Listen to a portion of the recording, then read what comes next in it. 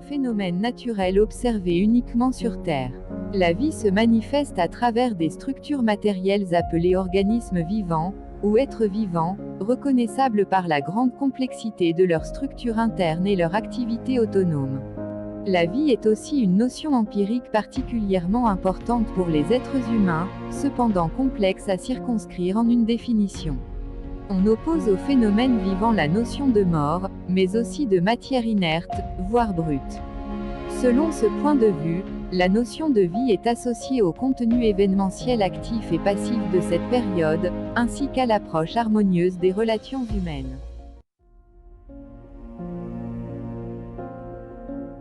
Deux grands groupes de définitions sont discutés depuis les débuts de la philosophie: les conceptions idéalistes qui s'appuient sur une séparation plus ou moins nette entre la matière et la vie, et les conceptions matérialistes qui supposent la vie comme une des manifestations émergentes de la matière. Historiquement, il existe deux thèses, sans qu'il soit possible de déterminer si l'une est antérieure à l'autre, d'autant qu'elles peuvent faire l'objet de synthèses variées, les deux thèses cohabitant à des degrés divers au sein de théories plus sophistiquées. Elles sont trouvées dans la pensée grecque antique. Selon les thèses dites dualistes, la vie est conçue comme fondamentalement différente de la matière, il y a du vivant spirituel, et de l'inerte matériel et énergie. Ces thèses font appel à des notions diverses: l'âme, le souffle vital, l'élan vital, etc. La pensée scientifique moderne relève de ce type de thèse, en particulier à la suite des expériences de Pasteur sur la stérilisation. Tant qu'il n'a pas été démontré la nécessité de postuler une dualité, il convient de s'en tenir à l'hypothèse moniste. Même si les étapes de l'apparition de la vie, ou de l'organisation des êtres vivants, restent à expliquer, les lois chimiques connues sont pour l'instant suffisantes.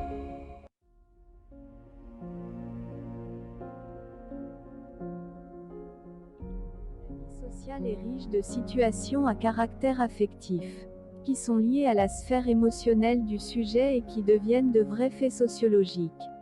Ne pouvant pas accéder à la substance profonde de l'expérience vécue par les acteurs sociaux comme la psychanalyse, la sociologie peut interpréter les faits humains à partir de leur forme.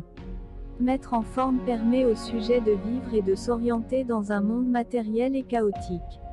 La sociabilité de Simmel, forme ludique de la socialisation, permet d'unir, de relier niveau subjectif et niveau objectif. Un niveau symbolique qui stimule l'idée que cette entité existe au-dessus de toute individualité.